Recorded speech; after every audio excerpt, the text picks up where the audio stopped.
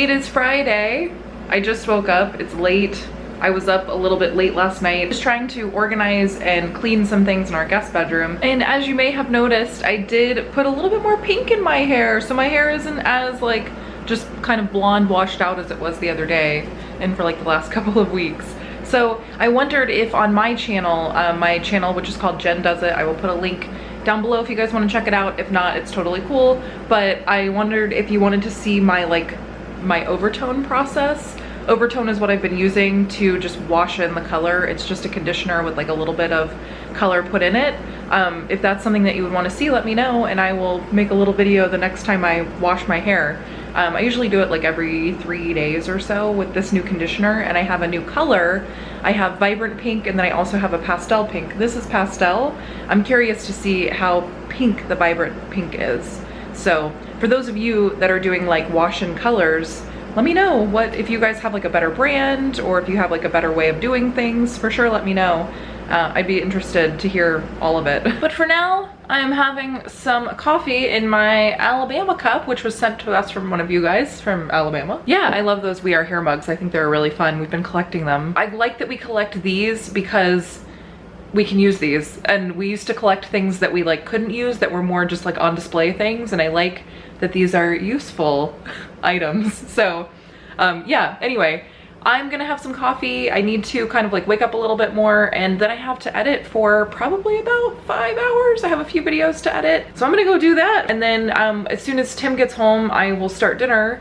And yeah, I don't know what we're gonna do tonight because I know Tim is kind of like working early but also staying late. So I know he is very tired. So we'll see where the night takes us. But I'll be back in just a little bit. It's Friday, everybody, and we were just on a podcast called Scare Zone Podcast. It's all about Halloween Horror Nights. If you guys are interested in Halloween Horror Nights, we'll let you guys know when that episode comes out so that you guys can tune into it. But you guys should go and subscribe to their podcast anyways because they have a lot of really good information about Halloween Horror Nights. And the podcast before ours, they interviewed Mike Aiello, the creative director of Halloween Horror Nights, and he kind of gave away a lot about the Exorcist house. So if you're as excited about Halloween Horror Nights as we are, make sure you guys go and check it out. We'll put a link in the description down below so it'll be real easy to find. And it is dinner time. So tonight we are having the seared steak and nectarine salad. I don't know that ours is going to look like this. It looks very pretty. And I just realized that we actually didn't show you the rest of the recipes that are coming this week. So I just wanted to give you a super fast overview. This is the box for the pork chops with rosemary, grape salsa, and sweet potatoes with broccolini. It will hopefully look like this when we are done with it. And then there is this box right here, which will be the charred barbecue chicken with black bean and corn salad. It looks like it's gonna be pretty delicious. And last but not least, this one will be the caramelized veggie skewers, which would look like this hopefully when we're done. And then of course tonight we have the steak salad, so let's get back into that. But here is everything that we received to make the salad. We got some arugula, a shallot. This shallot is like a little bit soft. Hopefully it's just separating and not like bad or anything. And then we got a nectarine, some red wine vinegar, a beef sirloin steak. This was all cold when we got it. Everything was good with that. We got the nuts. We got some pecans. I wasn't sure if it was actually gonna have the nuts. And then there is some feta cheese. So first things first, I need to cut this nectarine. Is this a peach though? No, I guess it's a nectarine. What's the difference? It looks like a peach to me. So I have to take the pit out of this, which is always fun, and get this all sliced up, thin slices.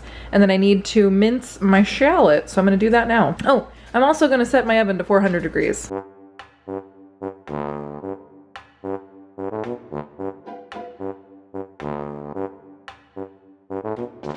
Okay, so now that I have my nectarines sliced and wedged and all that good stuff, I have seasoned my beef with pepper and a lot of salt, actually. Pepper and salt.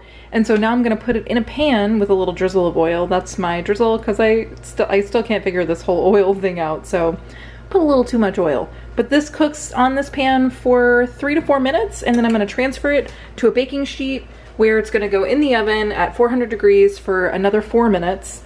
And yeah, then I have to do the shallots. I haven't had time to do that yet. So here we go.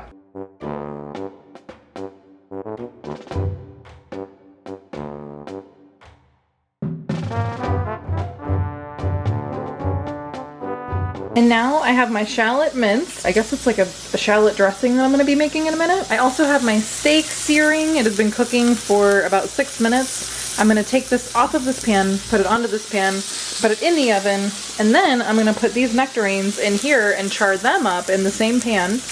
And so yeah, I don't know, I'm pretty excited. I've never like cooked fruit like this before. All right, I got my nectarines in the pan. They're supposed to cook on each side, and then you just flip them over once, but they cook for 2 to 3 minutes. Here they are. They actually look pretty good.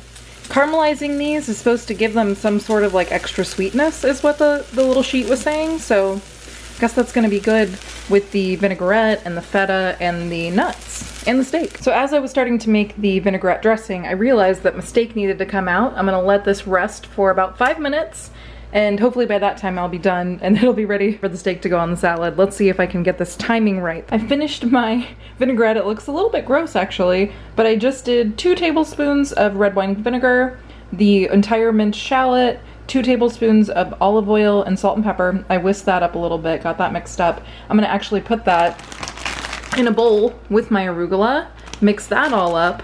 So now I'm gonna slice the steak.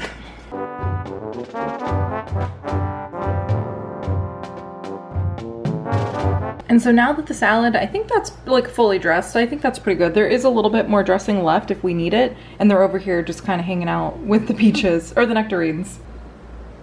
Okay, so now that the steak is sliced, we're all done. I'm just kind of like making our plates. So we're gonna put the arugula on the bottom that we've put the dressing on. Next are the nectarines. Oh no, sorry, I'm using my hand. Next we'll add our feta. Gonna add our pecans. And now it's time for the steak. Whoa. I'm trying to do it like their picture. This is real fancy. You guys, check it out. This is what the picture looks like. And here is my plate. I feel like I'm getting a little bit better at this plating thing, right? Kind of similar. I have a bowl that looks like that. I should have used it so it looked identical. Ding dang. So I wanted to show you guys this s'more that we got during the mail vlog. This is a vegan s'more that we're gonna try tonight. I have a feeling it's not gonna be very good, but we're gonna give it a try. Well, this part will be good. This is graham cracker, which I also found out that graham cracker is the most similar to digestives. So, because they're just like wheat crackers, I guess. Let's see. Very good. Oh no.